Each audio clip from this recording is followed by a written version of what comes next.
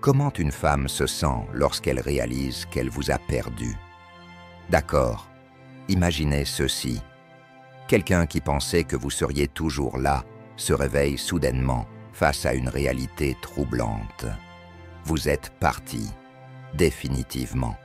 Ce n'est pas seulement une question de manque, mais une prise de conscience brutale qui la bouleverse profondément. Elle commence à voir tout ce qu'elle tenait pour acquis. Votre attitude, l'énergie que vous apportiez et la valeur que vous ajoutiez à sa vie. C'est bien plus qu'un simple regret. C'est la réalisation douloureuse que certaines pertes sont irréversibles. Et voici le point clé. Comprendre ce qu'elle traverse dans ces moments-là peut complètement changer la façon dont vous percevez votre propre valeur et la manière dont vous envisagez votre avenir. Maintenant, réfléchissez à ceci. La philosophie stoïcienne qui nous enseigne à nous concentrer sur ce que nous pouvons contrôler et à lâcher prise sur ce que nous ne pouvons pas, a beaucoup à dire sur des situations comme celle-ci. Elle nous rappelle que, même si nous ne pouvons pas empêcher le cours naturel de la vie et des pertes, nous avons le pouvoir de contrôler notre réaction. La manière dont nous affrontons les défis, dont nous choisissons d'apprendre et de grandir à partir d'eux. C'est cet état d'esprit qui peut non seulement vous aider à mieux comprendre ce qu'elle ressent, mais aussi à avancer avec force et clarté, peu importe ce que la vie met sur votre chemin.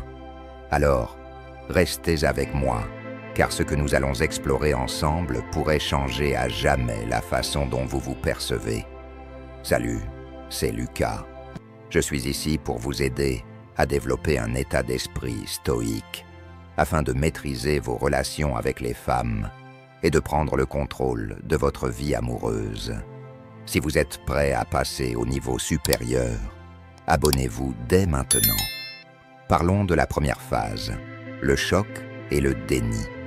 Imaginez ceci, elle est prise au dépourvu, incapable de comprendre pleinement ce qui se passe. Son ego intervient, essayant de la protéger, lui chuchotant « Tout va bien ». Il n'était pas si important, de toute façon. Mais au fond d'elle, quelque chose commence à changer. Ce sentiment de perte, il s'insinue lentement, et elle ne peut pas y échapper. Maintenant, mettons-nous à votre place un instant. Vous venez d'être quitté, et tout est flou, n'est-ce pas? La douleur, la confusion, cette impression d'avoir été prise au dépourvu, c'est accablant. Pendant ce temps, elle aussi lutte, mais elle ne le montre peut-être pas tout de suite. Son esprit commence à s'emballer, rejouant encore et encore les moments que vous avez partagés. Elle fait défiler d'anciens messages, regarde des photos, repense à chaque conversation, essayant de trouver l'instant où tout a basculé. Qu'est-ce qui a mal tourné? Comment ai-je pu laisser ça m'échapper? Se demande-t-elle. Et voici le coup de grâce. Elle n'a jamais pensé que vous partiriez. Elle croyait probablement que vous seriez toujours là, pas vrai? C'est pourquoi, dans cette phase, elle est figée dans le choc, réalisant que vous êtes parti pour de bon. Ce moment, c'est comme un coup de poing dans le ventre. Elle vient de perdre quelqu'un qui comptait vraiment, quelqu'un qui apportait une réelle valeur à sa vie. Et cette prise de conscience, elle ne peut pas l'ignorer, peu importe à quel point elle essaie. Maintenant, comment cela se rattache-t-il au stoïcisme? Eh bien, aussi douloureux que cela puisse paraître, ce processus, que vous soyez celui qui est parti ou celui qui a été laissé derrière, peut devenir une leçon puissante si on l'aborde sous le prisme du stoïcisme. Les stoïciens nous enseignent que la douleur est inévitable, mais que la souffrance est un choix. Que veux-je dire par là?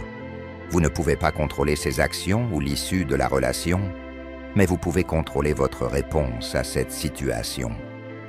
Au lieu de laisser ce choc vous submerger, vous avez la capacité de prendre du recul et de l'analyser avec un esprit clair.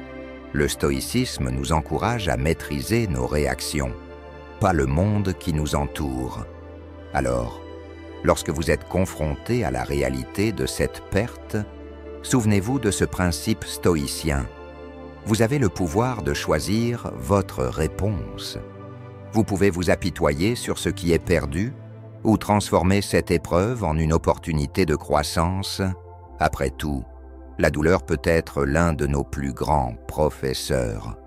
Tout comme elle réanalyse tout et en tire des leçons, vous pouvez en faire de même. Que pouvez-vous apprendre de cela? Quelle est la grande leçon pour vous ici? Ce moment, aussi douloureux soit-il, fait partie de votre parcours, et la manière dont vous l'affrontez déterminera qui vous deviendrez à l'avenir. Le stoïcisme ne consiste pas à éviter les émotions ou à prétendre que tout va bien. Il s'agit de les affronter, de les accepter et de les utiliser pour devenir plus forts. Les stoïciens croyaient en l'importance de la réflexion sur soi, alors c'est le moment idéal pour le faire. Posez-vous ces questions. Qu'est-ce que je peux contrôler ici? Que puis-je apprendre de cette expérience? Et comment puis-je utiliser cela pour construire une version plus résiliente de moi-même? C'est un processus qui consiste à prendre la responsabilité de vos propres émotions et actions, sans laisser les circonstances extérieures définir votre paix intérieure. Alors, tandis que vous traversez le choc et le déni, souvenez-vous, vous n'êtes pas seul. Vous avez les outils, vous avez l'état d'esprit et vous avez le pouvoir de transformer ce revers en un carburant pour votre croissance. Et au final, c'est là la véritable force que les stoïciens nous ont enseignée. La capacité de devenir plus fort face à l'adversité, d'accepter ce que nous ne pouvons pas changer et de continuer à avancer avec résilience et sagesse. Passons maintenant à la phase suivante. Deuxième étape, le réveil. C'est à ce moment-là que la réalité s'impose vraiment à elle. Ce n'est plus seulement une question de vous manquer sur l'instant. C'est une prise de conscience profonde et douloureuse qu'elle a perdu quelque chose qu'elle ne retrouvera peut-être jamais. Elle commence à ressentir le vide que vous avez laissé derrière vous, cet espace que vous remplissiez dans sa vie. Peut-être que vous lui faisiez sentir en sécurité, valorisée, comprise d'une manière que personne d'autre ne pouvait. Et maintenant, elle ne retrouve plus cela chez personne d'autre. Peu importe à qui elle se tourne, personne ne peut lui offrir ce même sentiment, cette même connexion que vous lui donniez. Et cette réalisation, c'est comme une lame tranchante en plein cœur. Elle est confrontée à la vérité. Quelque chose de réel, de rare, a disparu. Mais voici où cela devient intéressant. Son orgueil entre en jeu. D'un côté, son ego essaie désespérément de la convaincre. Tu es mieux sans lui, tu mérites mieux. Mais d'un autre côté, son cœur connaît la vérité. Il crie, tu as laissé filer la meilleure chose qui t'est arrivée. Et ce moment, cette bataille intérieure fait mal. On peut presque la sentir coincée au milieu de ces émotions contradictoires, n'est-ce pas? Revenons maintenant à vous et à ce que les stoïciens diraient. Vous êtes peut-être de l'autre côté, ressentant cette perte vous-même. Ou peut-être, vous observez de loin, voyant les dégâts causés. Quoi qu'il en soit, il y a ici une grande leçon, et elle est ancrée dans le stoïcisme. Les stoïciens nous enseignent la nature de l'attachement. Ils nous rappellent que tout dans la vie, les relations, les possessions, même nos propres pensées, est impermanent. Rien n'est garanti, et pourtant, nous nous attachons souvent aux choses en croyant qu'elles dureront pour toujours. C'est une grande partie de ce qui rend la perte si douloureuse. Nous nous attachons, nous avons des attentes, et quand tout disparaît, il ne reste que le vide des attentes non comblées. Mais voici où la perspective stoïcienne devient vraiment utile. La capacité d'accepter l'impermanence des choses. Que ce soit une relation, un emploi, ou un mode de vie. Les stoïciens nous apprennent que nous ne pouvons pas contrôler les événements extérieurs, mais que nous pouvons contrôler nos réponses intérieures. Ainsi, tandis qu'elle lutte avec son orgueil, vous pouvez également tirer une leçon du stoïcisme et réfléchir à la façon dont vous réagissez à vos propres pertes.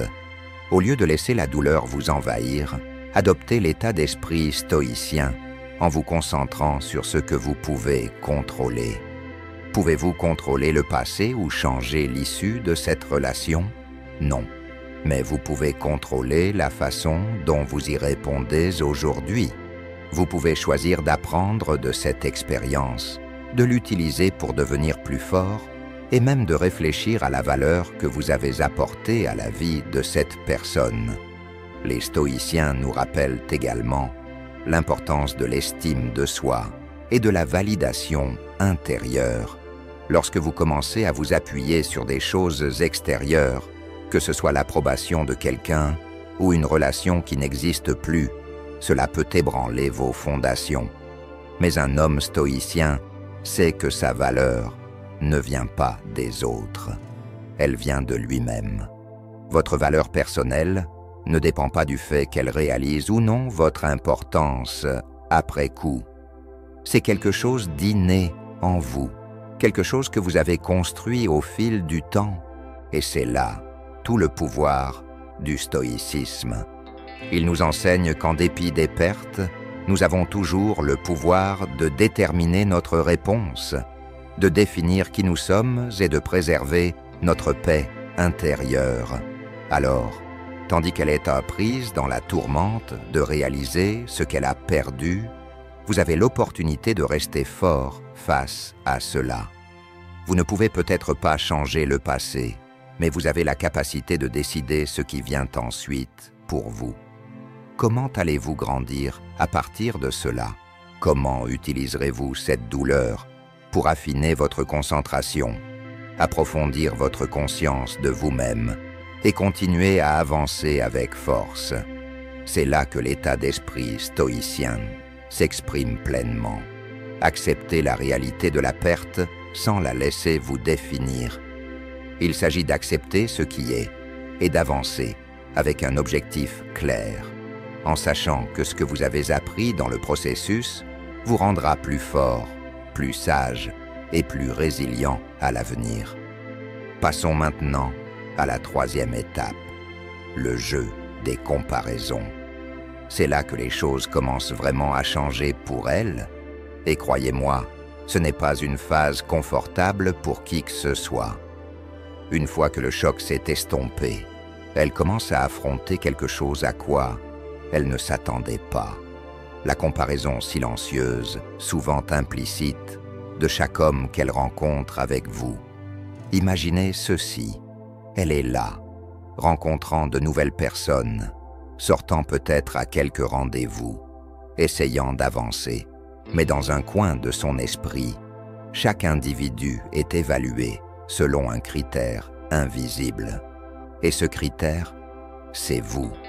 Elle ne s'en rend peut-être même pas compte au début, mais chaque conversation, chaque regard, chaque détail chez quelqu'un d'autre est pesé par rapport aux standards que vous avez établis dans sa vie. Mais voici où réside la différence. Ce n'est pas seulement une question de surface, qui est le plus grand, le plus drôle ou le plus charismatique. C'est beaucoup plus profond que cela. Elle commence à réaliser les qualités que vous apportiez dans sa vie, ces choses qu'elle n'avait même pas reconnues comme rares à l'époque. Votre patience, par exemple, la manière dont vous gardiez votre calme dans des situations stressantes, votre ambition, et comment cela avait un impact positif sur elle. Lorsqu'elle rencontre quelqu'un qui manque de cette sérénité face aux défis, ou qui ne partage pas le même niveau de motivation et de but que vous aviez, cela devient évident. Vous étiez unique. Réfléchissez-y. Elle pourrait rencontrer quelqu'un qui la fait rire, mais qui n'a pas la stabilité émotionnelle que vous lui avez donnée. Ou quelqu'un qui pourrait avoir un joli profil sur papier, mais qui ne supporte pas les pressions de la vie avec la même résilience que vous. Toutes ces petites comparaisons commencent à s'accumuler. Elle commence à réaliser que ce qu'elle a perdu, ce qu'elle a laissé filer entre ses doigts, pourrait en fait être irremplaçable. Et dans ce moment de prise de conscience, une compréhension plus profonde commence à se faire jour. Elle commence à saisir ce qui fait un homme de grande valeur. Ce n'est pas juste une question de bien paraître ou de charmer, non.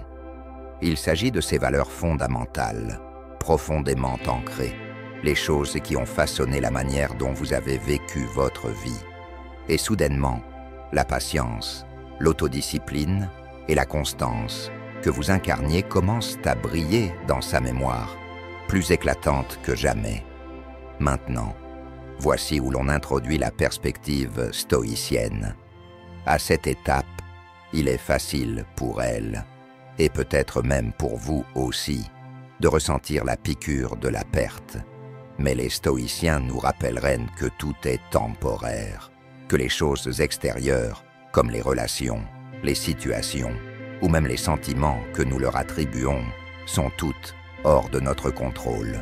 Ce que nous pouvons contrôler, cependant, c'est la façon dont nous réagissons et comment nous nous comportons face au changement. Pensez à l'enseignement stoïcien de la mort fati, l'amour du destin. Les stoïciens nous enseignent que nous ne devons pas pleurer ce que nous avons perdu, mais plutôt l'accepter comme faisant partie du chemin sur lequel nous nous trouvons. Cela ne signifie pas que nous ne ressentons pas la perte ou que c'est facile, mais nous pouvons choisir de voir chaque expérience, chaque changement, chaque moment de regret comme une partie de notre évolution. Pour vous, en tant qu'homme de grande valeur, il s'agit de comprendre que votre valeur ne repose pas sur sa reconnaissance, ni sur ses comparaisons. Votre valeur réside dans les principes que vous suivez, la constance que vous montrez, la patience que vous exprimez et la force que vous dégagez dans les moments difficiles. Les stoïciens vous diraient mais que la véritable mesure d'un homme n'est pas comment les autres le perçoivent, mais comment il se comporte lorsque personne ne le regarde. Et pour elle, à mesure qu'elle traverse cette phase de comparaison, les stoïciens suggéreraient que cela soit une opportunité d'introspection. Elle commence à voir à quoi ressemble un véritable homme de grande valeur. Et cette prise de conscience est une leçon d'humilité. C'est aussi un enseignement pour elle. Les qualités qu'elle reconnaît maintenant comme précieuses ne lui étaient pas toujours claires lorsqu'elles étaient présentes dans votre vie. Mais c'est ça, la puissance de la perspective, n'est-ce pas? Au fur et à mesure qu'elle vous compare aux autres, elle commence à réaliser que les qualités que vous apportiez dans sa vie n'étaient pas seulement des choses qui la faisaient se sentir bien. Elles étaient des éléments qui l'aidaient à grandir, qui la défiaient, qui la rendaient meilleure. Et ça, mes amis, c'est quelque chose que personne d'autre ne peut offrir s'il ne possède pas les mêmes valeurs fondamentales. Alors, quelle est la leçon ici? Eh bien, c'est simple. Que vous soyez celui qui est comparé ou celui qui fait la comparaison, il y a une leçon pour vous deux. L'état d'esprit stoïcien nous enseigne que la véritable valeur vient de l'intérieur. Vous définissez votre propre valeur par les principes auxquels vous adhérez. Et aucune validation extérieure ne peut changer cela. Quand vous comprenez cela, peu importe combien de fois elle vous compare à d'autres, vous êtes solide dans qui vous êtes. Et vous savez que personne d'autre ne peut offrir la même profondeur, la même constance ou les mêmes valeurs que vous. Au final, ce jeu de comparaison est plus qu'un simple reflet de ce qui a été perdu. C'est une opportunité de croissance pour elle, qui voit maintenant les qualités irremplaçables que vous avez apportées dans sa vie. Et pour vous, qui pouvez utiliser ce temps pour renforcer votre propre détermination et vous concentrer sur ce qui compte réellement. Phase 4. Regret et introspection. Lorsque le poids complet de sa perte commence à se faire sentir, elle entre dans une nouvelle phase, un regret intense. À ce moment-là, les distractions ne servent plus à rien. Elle ne cherche plus de nouvelles connexions pour combler le vide, ni n'essaie d'échapper à ses émotions. Au contraire, elle se retrouve face à elle-même et la réflexion est brutale. Son regret ne porte pas seulement sur le fait de vous avoir perdu. Il concerne aussi la version d'elle-même qui était en harmonie avec quelqu'un d'aussi ancré que vous. Elle commence à remettre en question ses choix, ce qu'elle a dit, ce qu'elle a fait, et même ce qu'elle valorisait. Cette phase est marquée par des moments d'introspection profonde, où elle commence à voir comment ses actions et ses décisions ont façonné le résultat. Ce n'est plus seulement une question de vous manquer. Il s'agit de faire face à la prise de conscience que son propre comportement a peut-être éloigné quelque chose de vraiment rare et significatif. Et maintenant, elle se demande si elle le retrouvera un jour. Dans les moments de calme, elle commence à ressentir le poids de ses décisions. Toutes les petites disputes, les fois où elle vous a ignoré, ou les moments où elle n'a pas apprécié, vous savez, ces choses qu'elle a ignorées remontent à la surface. Elle commence à voir comment ses actions ont joué un rôle dans le fait de vous repousser. Elle pourrait même se demander, est-ce que je l'ai vraiment apprécié? Ou est-ce que mon ego m'a simplement empêché de le voir? Cette prise de conscience n'est pas facile. Elle la force à confronter ses défauts, ses insécurités et son comportement qui l'a mené à ce point. Le regret qu'elle ressent n'est pas quelque chose qui disparaît rapidement. Il reste avec elle, rongeant son esprit au fil des jours. Elle pourrait se surprendre à penser à ce qui aurait pu être si elle vous avait traité différemment, si elle avait été plus compréhensive ou si elle avait vraiment donné une chance à la relation. Ces pensées sont douloureuses, car elles lui montrent là où elle a failli, là où c'était vous qui vous investisiez, tandis qu'elle se retenait. En réfléchissant, elle est forcée de faire face à sa propre immaturité émotionnelle et à ses insécurités. C'est une leçon difficile, mais essentielle. Elle commence à comprendre à quel point il est crucial de valoriser quelqu'un qui la traite véritablement bien, quelqu'un qui l'aide à grandir. Elle commence à voir que vous étiez plus qu'un simple partenaire. Vous étiez une personne avec des principes solides, de l'intégrité et des valeurs qui sont rares à trouver. Cette réflexion la pousse également à remettre en question son propre sens de la valeur personnelle et ce qu'elle souhaite vraiment dans une relation. C'est un moment d'humilité pour elle, réalisant qu'elle n'a pas seulement perdu un excellent partenaire, elle a perdu une chance de grandir aux côtés de quelqu'un de véritablement remarquable. Phase 5. Le désir de reconnexion. Puis vient l'envie de se reconnecter. Au fur et à mesure que le regret s'installe, elle ressent un fort besoin de reprendre contact avec vous. Ce n'est pas juste un simple réflexe, c'est un désir profond de revivre ce qu'elle a partagé avec vous autrefois. Elle ressent le besoin de parler, de clarifier les choses, et peut-être même de s'excuser pour des choses qu'elle avait autrefois ignorées. Ce désir est accablant parce qu'il vient d'un endroit d'affaires inachevé et du vide que votre absence a créé. Ce n'est plus une question de fierté ou d'ego. C'est une quête de paix avec une décision qu'elle sait maintenant avoir été une erreur. Elle réalise désormais que sa décision était une erreur. Elle pourrait même essayer de se convaincre que si on lui donnait une autre chance, elle pourrait tout arranger. Ce désir de se reconnecter vient de la prise de conscience que vous avez fait ressortir le meilleur d'elle, même si elle ne l'avait pas vu à l'époque. Lorsqu'elle repense à vos actions, votre constance, votre patience et votre compréhension. Elle commence à comprendre que ses qualités lui ont permis de se sentir en sécurité, valorisée et véritablement vue. Maintenant, elle est prête à faire tout ce qu'il faut pour retrouver cela.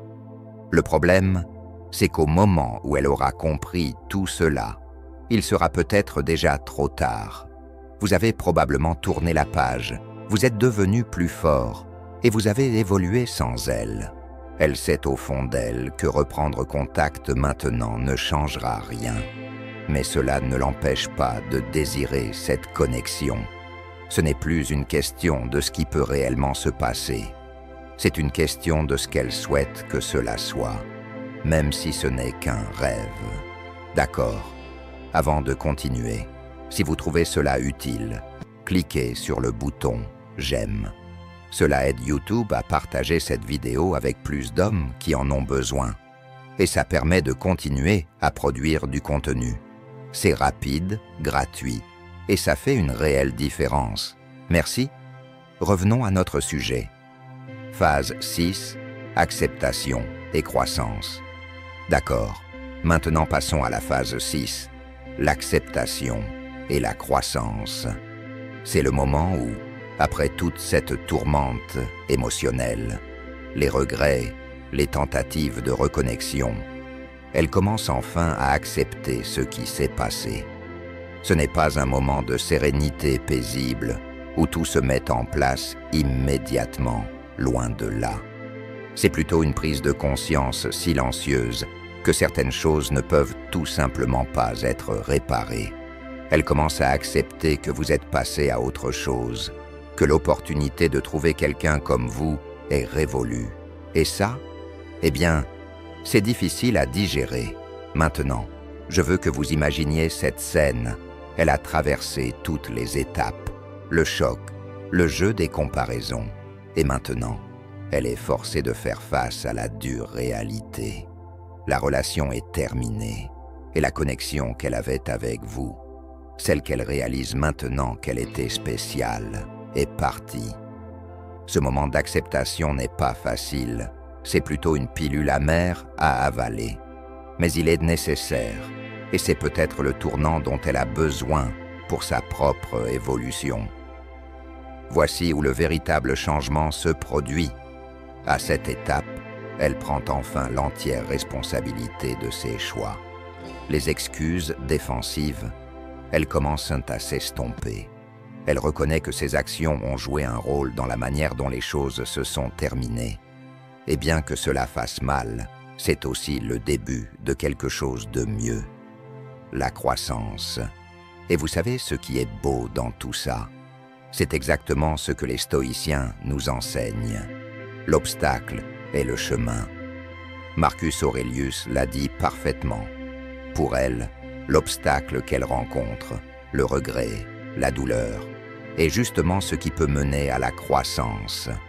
Elle commence à comprendre que la vie ne consiste pas toujours à éviter la douleur ou le regret.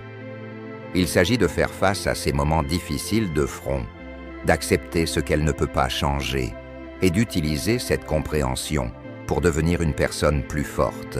Cette étape est puissante parce que c'est là qu'elle apprend à se valoriser plus profondément. C'est ici qu'elle reconnaîtra l'importance de qualités comme la loyauté, l'intégrité et l'humilité, des choses qu'elle n'avait peut-être pas pleinement appréciées auparavant. Elle apprend à se regarder sous un jour nouveau, réalisant que la relation qu'elle a perdue ne se résume pas simplement à vous perdre. C'était perdre une version d'elle-même qu'elle admirait, mais qu'elle n'a pas su garder. Vous voyez, les stoïciens prônaient cette idée de responsabilité personnelle. Il s'agit de reconnaître votre part dans tout ce qui se passe autour de vous. Et aussi difficile que cela puisse être, accepter la responsabilité de votre rôle est la première étape vers une véritable croissance. Pour elle, cette leçon ne sera peut-être pas facile, mais elle est fondamentale pour ses futures relations. Elle lui enseigne qu'elle doit se valoriser davantage, être plus honnête et se tenir à un niveau plus élevé d'intégrité. Pour vous, en tant qu'homme de grande valeur, tout ce processus est un rappel de quelque chose d'important. C'est un rappel du genre de force, de stabilité et d'autodiscipline qui vous distingue. La vision stoïque nous rappelle que nous ne pouvons pas contrôler les actions ou les sentiments des autres, mais nous pouvons contrôler la manière dont nous réagissons à la situation. Vous êtes allé de l'avant, et cela témoigne de votre capacité à vous concentrer sur ce qui est sous votre contrôle. Mais voici le retournement. Même dans sa croissance, même avec toute cette sagesse nouvelle, elle gardera toujours un morceau de vous, pas nécessairement comme un regret persistant, mais comme une leçon. Elle se souviendra de vous, pas seulement comme une personne de son passé, mais comme une leçon vivante et respirante de ce que signifie véritablement être une personne de valeur. C'est ici que sa croissance commence à poser les bases pour de meilleures choses dans son avenir. Elle reconnaîtra que les qualités rares que vous avez apportées dans sa vie, des qualités qu'elle négligeait auparavant, sont exactement ce qu'elle doit chercher en elle-même et chez les autres. Ce voyage, aussi douloureux qu'il ait été, l'a façonné. Et c'est un rappel que la croissance vient souvent à travers les difficultés, comme les stoïciens nous l'ont enseigné. Et vous, vous êtes la leçon. Vous êtes la norme qu'elle n'oubliera jamais. Pas à cause de votre apparence ou de ce que vous avez fait pour elle, mais à cause de la force et du caractère que vous avez montré, même quand les choses n'étaient pas faciles. Vous avez élevé la barre de ce que signifie être un homme de valeur, et maintenant, elle n'a d'autre choix que d'en tirer des leçons. Alors, à tous ceux qui écoutent, laissez-moi vous rappeler ceci. Parfois, les moments les plus difficiles sont ceux qui nous enseignent le plus. Il s'agit d'accepter ce que nous ne pouvons pas contrôler, de prendre la responsabilité de nos actions et de nous accorder l'espace nécessaire pour grandir. C'est ça, la voie stoïque. Et au final, peu importe le temps qui passe, les leçons que nous laissons derrière nous sont souvent ce que nous offrons de plus précieux aux autres. Étape 7. Les rappels persistants. Une fois qu'elle commence à accepter qu'elle vous a perdu, elle est confrontée à de nombreux rappels de ce qui était. Ces rappels ne se limitent pas aux vieilles photos ou aux activités que vous faisiez ensemble. Ils se glissent dans la vie quotidienne, de manière qu'elle n'avait pas anticipé. Cela pourrait être une chanson à la radio que vous aimiez tous les deux, ou un parfum qui la ramène à un moment spécial passé avec vous. Même des choses simples, comme passer devant un endroit où vous alliez, ou entendre quelqu'un mentionner un livre que vous lui aviez recommandé, peuvent raviver une vague d'émotions. Ces rappels sont partout, comme des échos silencieux du passé, qui lui rappellent constamment l'impact que vous avez eu sur sa vie. À chaque fois qu'elle y est confrontée, elle ne peut s'empêcher de ressentir qu'elle a perdu quelque chose de vraiment important. Chaque rappel agit comme un miroir, reflétant l'amour, le réconfort et la croissance qui faisaient partie de votre relation. Au début, elle pourrait essayer d'ignorer ses sentiments, se disant que ce n'est pas grave. Mais au fur et à mesure qu'ils se répètent, il renforce son sentiment de perte. Elle commence à réaliser que les moments que vous avez partagés n'étaient encore pas simplement ordinaires. Ils étaient profonds, façonnant sa vie de manière qu'elle ne comprenait pas pleinement auparavant. Ces rappels sont comme des petits fantômes de ce qui aurait pu être, suivant silencieusement ses pas. Ils sont les témoins muets d'une connexion qui, à un moment donné, semblait tout. Étape 8. Le sentiment grandissant de vide. Une fois qu'elle commence à comprendre qu'aucune nouvelle expérience ne pourra réellement remplacer ce que vous apportiez dans sa vie, un sentiment de vide commence à la submerger. Ce n'est pas juste de la solitude, c'est un vide plus profond, celui qui provient de la perte de quelqu'un qui la comprenait vraiment. Elle commence à réaliser qu'il y a un trou à l'intérieur d'elle Et ce vide est le souvenir de ce que vous lui avez donné, quelque chose que personne d'autre ne pourra combler. Ce n'est pas simplement qu'elle vous manque en tant que personne, c'est qu'elle regrette la manière dont vous la faisiez se sentir, vue, valorisée et respectée. Elle commence à essayer de combler ce vide en se distrayant. Elle pourrait se lancer dans de nouveaux hobbies ou même essayer de rencontrer de nouvelles personnes, pensant que cela pourrait l'aider. Mais à chaque nouvelle tentative, elle ressent toujours ce même sentiment de vide. Chaque fois qu'elle tente de remplacer ce qu'elle a perdu, elle se rend compte que rien ne fonctionne vraiment. Le vide est toujours là, comme un rappel silencieux de la connexion unique que vous partagiez, une connexion qui n'était pas seulement superficielle, mais profondément ancrée dans une réelle compréhension et proximité. Ce sentiment de vide la pousse souvent à réfléchir à ce qu'elle a perdu. Elle commence à voir que vous n'étiez pas juste une autre personne dans sa vie. Vous étiez quelqu'un qui lui apportait une véritable profondeur et un sens. Plus elle prend conscience de cela, plus son regret devient fort, la poussant à souhaiter avoir su vous garder, vous apprécier davantage et valoriser la stabilité et l'amour que vous lui offriez. Étape 9. Réaliser la profondeur de ses erreurs. Dans les moments de calme, quand elle réfléchit à tout ce qui s'est passé, elle commence à voir ses erreurs plus clairement que jamais. Ce n'est plus juste une question de se sentir désolé.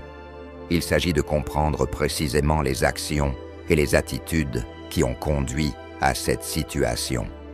C'est à ce moment-là qu'elle doit faire face aux habitudes, aux insécurités et aux présupposés qui ont créé cette distance entre vous deux. Elle commence à se souvenir des moments où elle a ignoré ta gentillesse ou pris tes efforts pour acquis. Elle repense à des disputes où sa fierté a pris le dessus, te repoussant au lieu de choisir l'écoute et la compréhension. Réaliser ses erreurs est une expérience humiliante. Elle voit comment, dans ces petits moments, elle aurait pu être plus gentille, plus soutenante ou plus patiente. Chaque petite action qu'elle regrette maintenant semble bien plus grande qu'avant. Elle commence à comprendre qu'il ne s'agissait pas d'une seule grande chose qui a causé votre séparation, mais d'une accumulation de petites décisions prises au fil du temps. Chaque souvenir lui rappelle comment, peu à peu, elle a miné les fondations de ce que vous partagiez. Cette phase est difficile parce qu'elle la force à prendre ses responsabilités pour des choses qu'elle avait peut-être évitées jusque-là. Elle doit admettre qu'une partie de la perte qu'elle ressent est due à ses propres actions et décisions. En acceptant cela, elle réalise que tes qualités, ta patience, ta compréhension et ta loyauté étaient rares. Et ne pas nourrir ces qualités en toi a été une grosse erreur de sa part. Étape 10. Le désir de s'améliorer.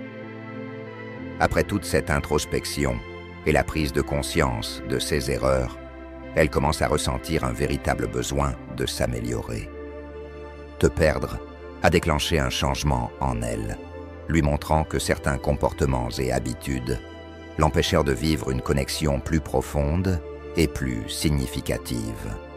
Ce n'est pas une étape facile dans son parcours. C'est inconfortable parce qu'elle doit affronter des aspects d'elle-même qu'elle avait ignorés ou pour lesquels elle s'était trouvé des excuses. Elle pourrait réaliser qu'elle doit s'améliorer dans des domaines comme la communication, la confiance envers les autres, ou même apprendre à laisser tomber sa fierté quand elle se met en travers de ce qui compte vraiment. Ce désir de s'améliorer la pousse à chercher de l'aide, que ce soit en lisant des livres de développement personnel, en allant en thérapie ou en demandant des conseils à des amis. Elle est désormais motivée par la compréhension que si elle ne change pas, elle pourrait perdre encore d'autres relations importantes à l'avenir, alors qu'auparavant, elle pouvait ignorer ses problèmes. Te perdre a été le signal d'alarme qu'elle attendait pour les affronter directement. Son désir de grandir vient de l'espoir qu'un jour, elle puisse à nouveau vivre cette connexion profonde, comme celle qu'elle avait avec toi. Elle sait qu'elle ne peut pas réparer le passé, mais cette phase lui donne l'opportunité de travailler pour un avenir meilleur. C'est une manière pour elle d'honorer ce que tu as apporté dans sa vie. Elle réalise que les relations de grande valeur nécessitent des qualités de grande valeur pour prospérer. Et si elle veut quelqu'un comme toi dans sa vie, à nouveau, elle doit d'abord devenir quelqu'un qui valorise et nourrit ses qualités. C'est le chemin qu'elle emprunte maintenant. Un chemin de croissance et d'amélioration personnelle après avoir réalisé qu'elle a perdu quelqu'un de vraiment spécial. Ton impact, simplement en étant toi-même et en vivant selon tes valeurs, lui a enseigné une leçon puissante. Si cette réflexion t'a été utile, n'oublie pas de liker et de t'abonner pour plus de contenu sur le stoïcisme, les relations et la croissance personnelle. Laisse un commentaire ci-dessous pour nous dire ce qui t'a le plus marqué. Nous serions ravis d'entendre tes pensées. Merci de regarder et souviens-toi de rester ancré